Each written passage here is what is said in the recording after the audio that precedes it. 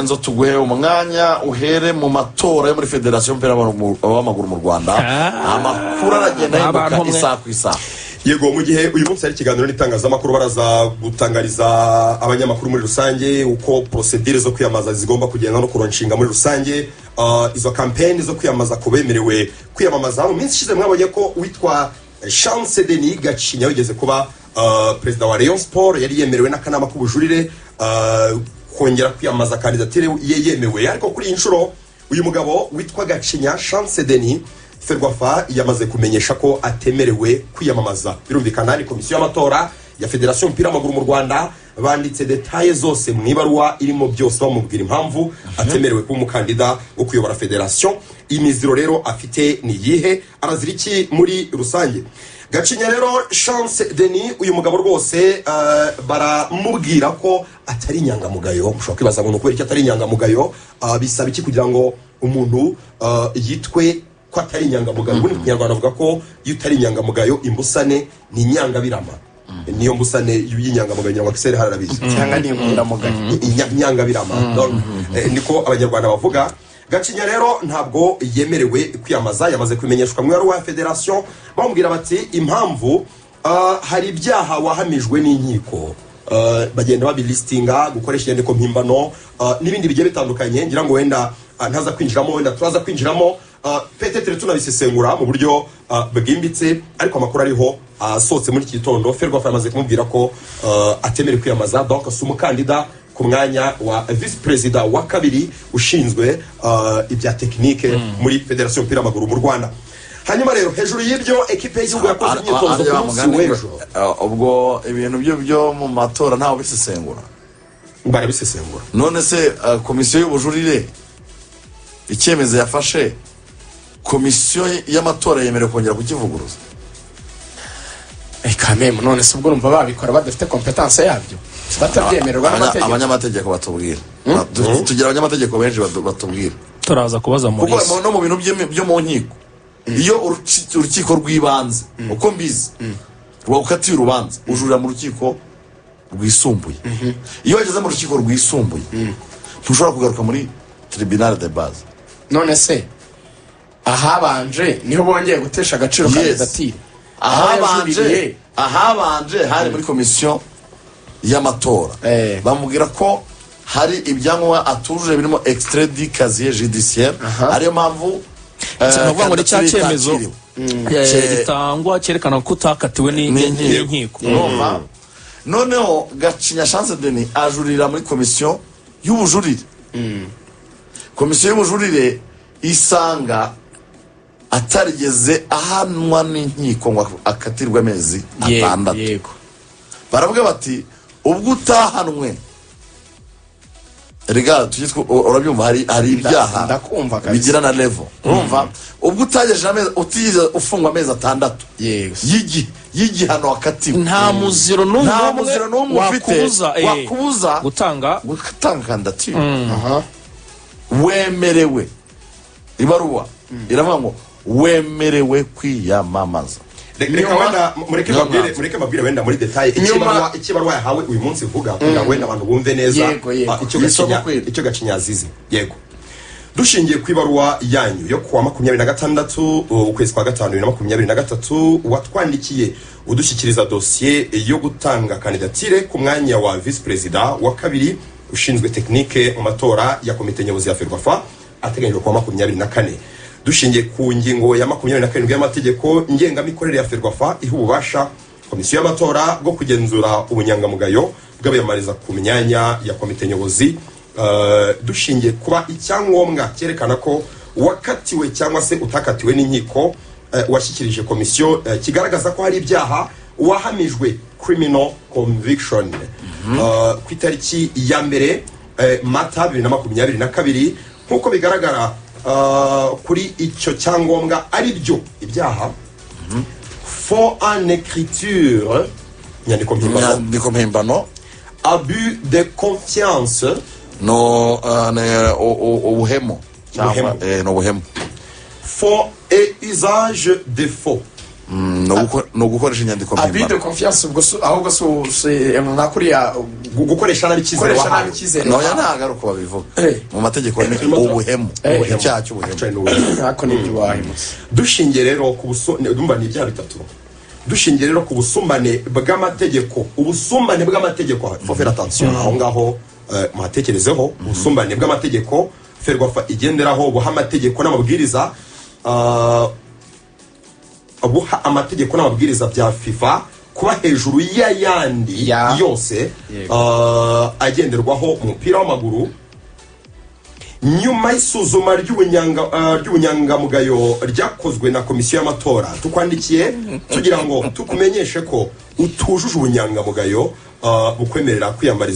kwiyamamaza no kugaragara mu buyobozi bw'ikipe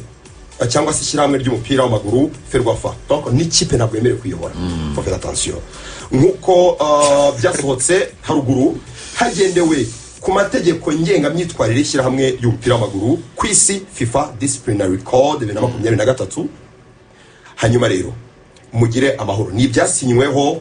na Adolphe Kalisa ni perezida wa komisiyo y'amatora Boniface Nsabimana vice president Maître Paulin Muhozi ugize komisiyo Fidèle niyo buhungiro ugize komisiyo ndetse na murwanashyaka Gregoire Masita ugize komisiyo na ngira ngo nizo detaye gacinya rero hanze ya federation ako kantu kitwa kuvuga ngo itegeko riri hejuru y'irindi oya yerarisha mu mategeko nta muntu upima ubunyangamugayo njyaho mbizi ntabwo ari santi kandi babyanditse mu ibaruwa uretse upima ubunyangamugayo ubunyangamugayo nta muntu ubupima oya ubunyangamugayo ariko zirabimezira ubunyangamugayo buri kuvuga aha ngaha ni mu buryo bw'amategeko natwe maze iyo tujya kwa purayinga hano mu kazi iyo kriteri ibibona urabibona uretse gato kandi ukwiye kuba uri icyo inyangamugayo mu mico no mu myifatire ubunyangamugayo nyine buhamwa n'inkiko yego ibyo ni inkiko urukiko rwo rwonyine rugukuraho ubunyangamugayo cyangwa rukabuguha nta muntu nta sinzi juridiction ifite competence yo kukumezira ngo ivuge ngo ntabwo uri inyangamugayo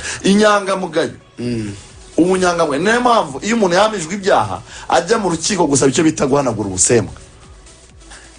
urimo nabyumva urukiko nirwo rugira uburenganzira bwo ariko hari icyo ndi kwibaza nyine ku rundi ruhande iryo jambo bavuze ngo amategeko ya FIFA ari hejuru yanjye FIFA ntishobora kuba twari bahamagare Maurice akadufasha iki kintu kirasaba ahubwo ko abo bantu biprononsa bagakura abanyarwanda mu rujijo kubera iyi mpamvu njye niko mbyumva dore nkubwire dushobora kuba hari ibintu dufata by'amategeko asanzwe ayo mu nkiko nyine zo mu bihugu tuvuge nk'uko ubisobanura kandi neza rwose byumvikana ko ubunyangamugayo bw'umuntu ari urukiko rubyemeza cyangwa se bafite ingingo runaka bashingiraho ari neza basobanuye mu ibaruwa bo bakaba bavuga ko wenda no kuba byibura warabaye umuntu ukurikiranwe no kuvuga ngo wahamijwe sibyo accent nabyo birashoboka ukurikiranwe byo wenda muri FIFA nabwo bikugira disqualifié mu bintu byo kwiyamamariza iby'umupira wenda bashaka umuntu uri clean utarigeze ugera ahantu ahurira n'ibyo bintu birashoboka icyo kintu bavuze ngo itegeko riri hejuru y'ikindi sinzi wenda uko bakidefinisa niho dukeneye kubabaza ngo ese iryo tegeko nyine mwafatiyeho mwiti rya FIFA ryo risobanura iki cyangwa rivuga iki ku buryo wenda mutubwa ko riri hejuru y'iry'imbere mu gihugu mbese ryo rishingira ku bihe ikintu nagusubiza aho ngaho ibyo bintu nituza kwibonana na banyurubwite mu kiganiro n'itangazamakuru turaza kubibabaza noneho baduhe details zose ko twebwe dushobora kubyenterpreta koko ziye ko bisobanura nanjye numva mfite ukuri cyane ariko kandi numva niyo ibaruwa y'aba bantu nkagwa mu rungabangaro ngo se iyo FIFA bahereyeho nyine itegeko ryayo ryo nyirizina rigena iki byo ntabwo rireba ibintu by'inkiko z'imbere mu gihugu n'abantu naguye mu gushidikanya nabuze icyo mfata n'icyo ndeka akandi kantu kanyishe ni uko no muri club atemerewe kuba yayiyobora ubwo rero abareba bipasaga muremure ngo gacinye wacu ubwo namwe musubizamerwa mu isaho details ziraza kumenyekana muri press conference ikiganiro turaza gusobanura kuko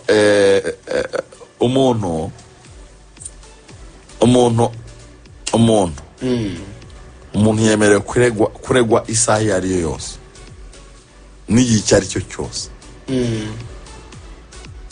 hanyuma akagira n'uburenganzira bwo kwiregura isaha iyo ari yose n'igihe icyo ari cyo cyose rero yiregura he aregerwa he aregerwa mu rukiko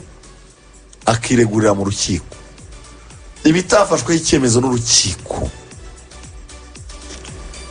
ntabwo biba biri valable ibitafashweho icyemezo n'urukiko rumwa ngo ngewe niba wowe bwana Rugaju ngwaye sheke sans provision reka unguriza amafaranga nguhereze sheke nindangiza ugenda usanga ni sans provision uyitezeho kasha nitugera mu rukiko bavuga ati uyu muntu namugurije amafaranga ku neza yanga kunyishyura ama iki kintu cy'igicupuri icyo gihe urukiko rurampana bakanafunga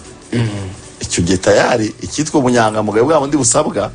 ni nayo mpamvu itegeko ryo mu Rwanda riri press ariko uri kwitiranya ibintu bibiri uri kwitiranya amategeko asanzwe imbere mu bihugu ukayakonfunda na FIFA reka ngurugero umuntu ashobora kuraninga club i Burayi par exemple yari nk'umuyobozi w'ikipe yitwa PAOK Thessalonike